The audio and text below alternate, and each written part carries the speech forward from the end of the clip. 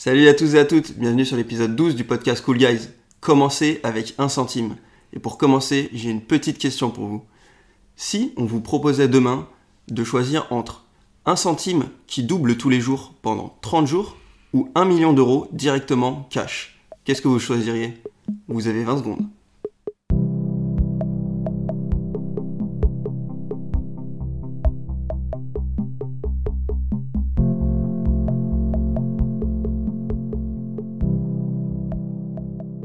Ok, alors salut à tous, merci pour cette petite question Antoine. Les 20 secondes sont écoulées. Je suppose que, dit comme ça donne plus envie de prendre le million d'euros et voilà, 1 centime, qu'est-ce que c'est? Bah, c'est pas grand-chose, mais c'est 1 centime.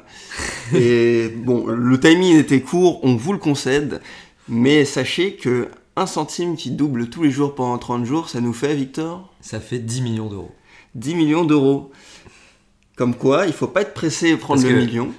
Voilà, 1 centime, le deuxième jour t'en as 2, le troisième jour t'en as 4, etc., etc.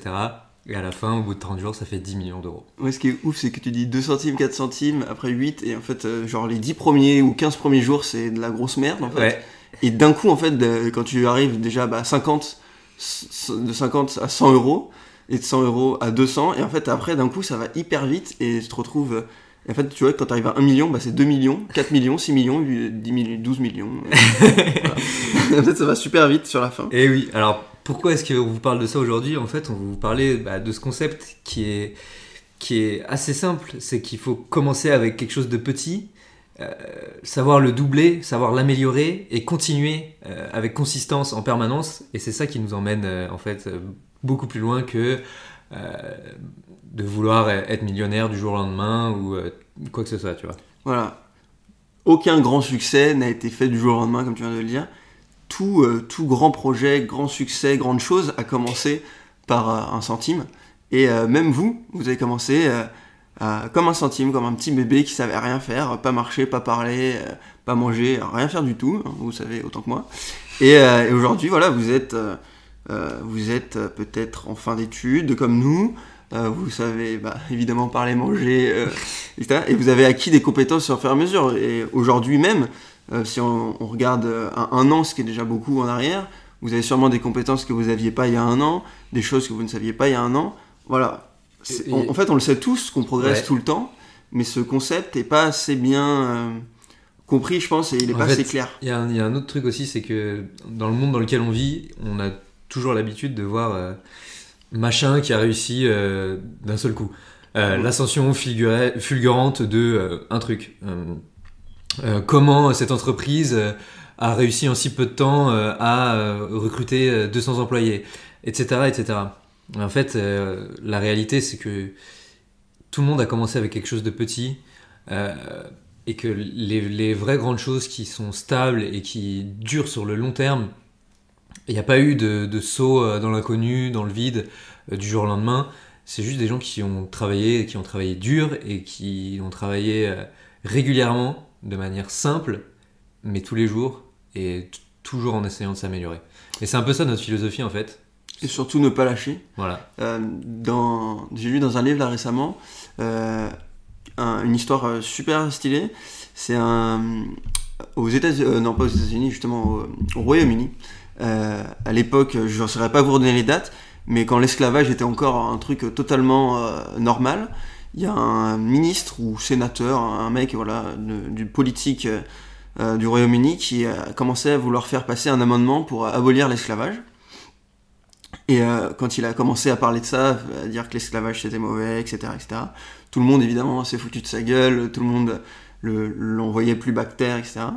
Et ce mec-là, pendant je crois 30 ans, il a tous les ans essayé de faire passer le même amendement, la même loi. Tous les ans, au projet de loi, il représentait sa loi, tout le monde se foutait de sa gueule. Et puis au bout de 10 ans, il a commencé à avoir quelques mecs qui étaient d'accord avec lui, puis au bout de 20 ans, encore plus. Et au bout de 30 ans, sa loi a fini par passer en... Je ne saurais plus vous donner la date, je ne vais pas dire de bêtises. Et d'ailleurs, en plus, ce qui est magnifique, c'est qu'il était à l'hôpital en fin de vie, parce qu'en fait, ça faisait 30 ans qu'il essayait de faire passer le truc. Ouais. Et la loi est passée officiellement un jour, Et il est mort, il était sur son lit d'hôpital, il est mort 3 jours après, vraiment en mode D'accord. c'est bon, mon projet de vie C'est beau. est passé et il s'est laissé partir après. Ce que je veux dire par là, c'est que voilà, ce mec-là, imaginez comment, vraiment, il faut vraiment s'imaginer à quel point Ouais. on s'y fout, enfin, les gens ont dû se foutre de sa gueule, surtout en politique et tout, ça doit être bien rude. Tous les autres Il ministres. y a toujours 3 étapes pour qu'une vérité devienne, disons, globale. Premièrement, elle est ridiculisée. Deuxièmement, elle est violemment combattue. Donc là, ton exemple, il est vraiment concret. Ouais. Et troisièmement, elle est acceptée. Et en fait, ça, c'est vraiment ce que tu viens de dire, quoi. C'est la même chose.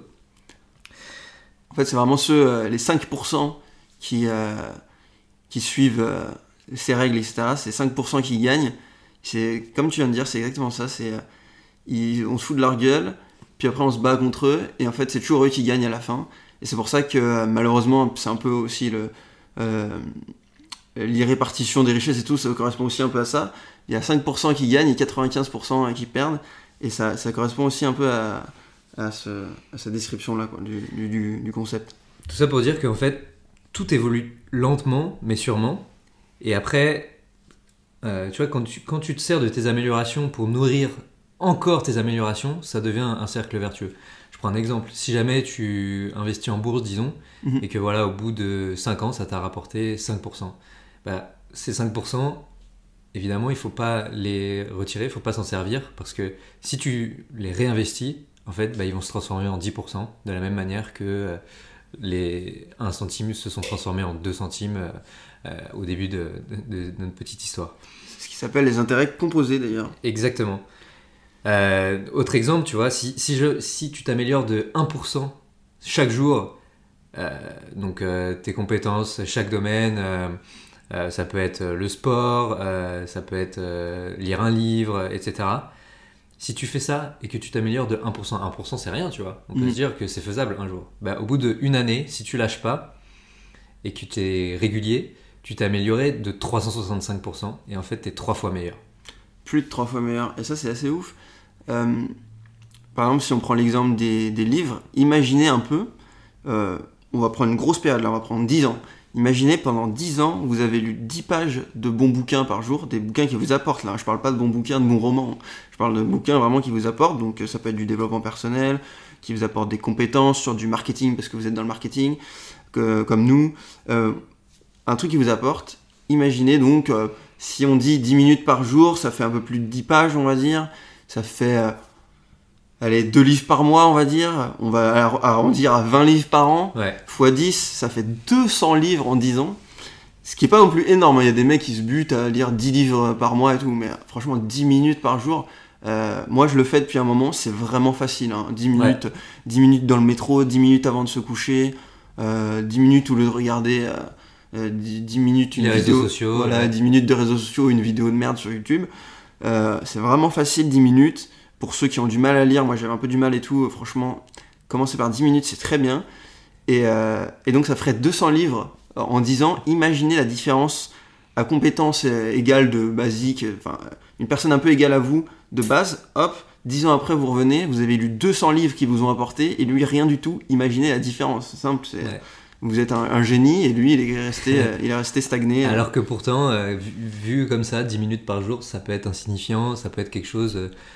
t'as l'impression que ça va vraiment faire aucune différence, mais justement là c'est tout le concept qu'il y a derrière, c'est que c'est ces petits choix là, ces petites différences là qui font sur le long terme vraiment les écarts énormes qu'on peut voir entre les gens, tu vois. Comme il le dit dans Slight Edge, c'est facile à faire et aussi facile à ne pas faire. Et c'est pour ça que la majorité des gens ne le fait pas en fait. C'est ça, ne le font pas. En fait, les gens qui réussissent font ce que les gens qui ne réussissent pas ne veulent pas faire. Et on est bien d'accord, c'est vraiment long terme, et c'est pour ça que c'est difficile. En fait, si vous vous demandez pourquoi c'est difficile, c'est pour ça, c'est parce que sur le court terme, très court terme, si vous lisez 10 pages demain et que vous lisez 10 pages après-demain, il n'y aura pas d'énormes résultats. Bon, après, ça peut être 10 pages excellentes qui vont changer votre vie, mais bon, ça va être assez rare. Ouais. Par exemple, si on prend un autre exemple, vous allez à la salle, et c'est pour ça que les gens arrêtent la salle très vite souvent, et je l'ai fait aussi, donc c'est pas du tout... c'est pour ça qu'il y a des pics au début de chaque année, tout le monde veut prendre des grandes résolutions, mais qu'en fait, il suffit d'y aller régulièrement, 2 fois par semaine pendant toute une année, et c'est là que la différence se fera plutôt que de le faire 30 jours au mois de janvier, quoi. C'est ça. Et en fait, les gens arrêtent parce que ils voient pas assez de progrès sur le court terme, qui soit visible directement. Moi, j'ai un autre exemple assez marrant, tu vois, et je me dis que je pense qu'il a vraiment fait une différence. Bon, nous, on est parisiens, on prend énormément les transports. Et moi, quand je prends les transports, j'essaie toujours de prendre les escaliers, ou quand je prends des escalators, tu vois, je marche, je cours 2 par 2. Et je me dis, là, ça fait 5 ans maintenant que je fais ça. Si j'avais pas fait ça, la différence, le nombre de calories que j'ai brûlé, en fait, grâce à ça, je pense que... Donc, moi, j'ai un tracker de calories. Franchement, quand je prends les transports, c'est facile, 200-300 calories. Tous les jours, pendant 5 ans, voilà la différence que ça peut faire sur la santé. Ouais, c'est vrai, carrément. Et donc ça, c'est un bon exemple. Et c'est en fait aussi proche de ce que je voulais dire, c'est que quoi qu'il arrive, l'intérêt composé, le slight edge, il est là.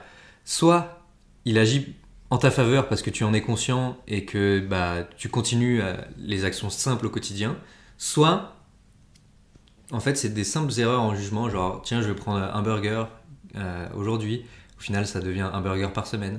Tu vois, et ça devient un cercle vicieux. Et soit ça te tire vers le bas. Mais dans tous les cas, ça te tire quelque part. C'est ça, il faut bien comprendre que chaque choix qui paraît totalement insignifiant, chaque choix de tous les jours, va avoir un énorme impact sur le long terme. Comme le choix de ce burger, un burger, et puis 2, et puis voilà. Etc. Et puis aujourd'hui, j'ai pas trop envie d'aller à la salle, j'irai demain. Et on l'a tous fait, nous les premiers, on l'a tous fait. Et on dit pas qu'il faut devenir un nazi complet, plus sortir, plus manger jamais un burger, etc. Mais il faut être conscient que c'est ces choix de tous les jours qui vont faire la différence sur le long terme. Et il faut un max essayer de ne pas se laisser aller. Parce que c'est sûr que ça va être pas très agréable aujourd'hui. Mais dans 10-20 ans, vous récolterez les intérêts de tous ces efforts que vous avez faits, dans le bon sens, alors que ceux qui ont fait des erreurs de jugement, comme tu as dit, et qui ont pris le burger, qui ont repoussé la salle, qui n'ont pas lu, eux, dans 10-20 ans, ils vont récolter les intérêts, mais inversés. Exactement. De tout ce qu'ils ont fait pendant ces années. La courbe négative. Et c'est pour ça qu'on peut voir des gens à 60 ans, je dis un âge au hasard, mais on peut voir des gens à 60 ans en maxi forme, trop heureux, maxi réussite et tout, qui ont l'air d'en avoir 40, et d'autres gens à 60 ans qui ont limite encore plus vieux que ce qu'ils ont, qui sont fatigués, qu'ils ont 80 ans, qui ont des problèmes de santé, et il y a des exceptions, malheureusement, il y a des gens, ils naissent, ils ont des maladies tout de suite et tout ça c'est très malheureux, mais au final il n'y a pas de hasard. Il y a rarement de hasard. Et par rapport à ça, tu vois, il y a une citation qui dit « Il n'est jamais trop tard pour commencer, il est toujours trop tard pour attendre ». En fait, c'est assez simple ce truc-là, ça veut dire qu'une fois que tu te rends compte,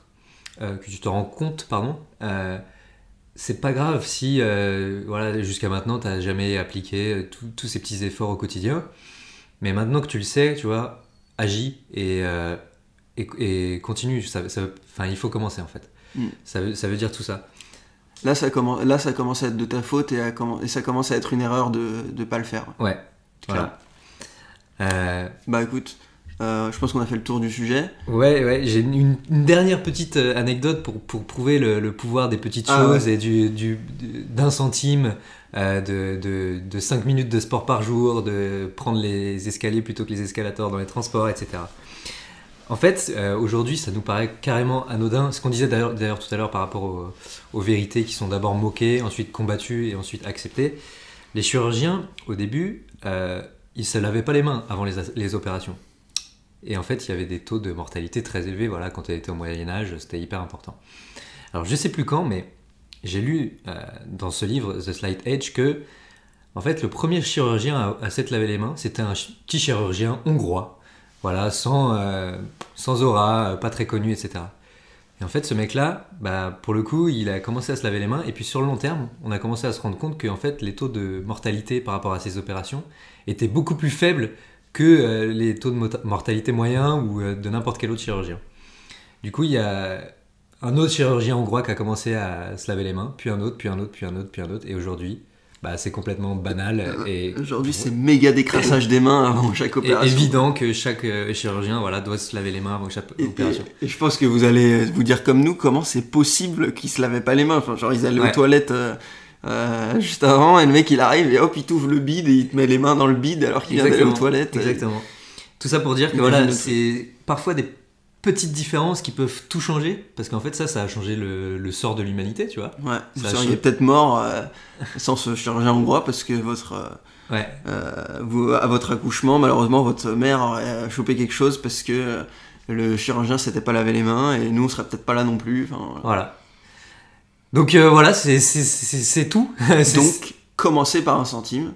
Exactement. Et doublez-le tous les jours. Pendant 30 jours, pendant 10 ans, et ce sera pas si compliqué, quoi. Et surtout, vous récolterez d'énormes retours. Résultats. Tout simplement, d'énormes résultats. Mais il faut commencer par 1 centime, et on insiste avec ça. Si vous faites rien, il se passera rien. Commencez Exactement. avec 1 centime. Commencez avec 1%. Commencez avec quelque chose. Écoutez, Merci à tous de nous avoir écoutés. On se retrouve dans 15 jours pour le prochain épisode. Salut. Salut. Ciao.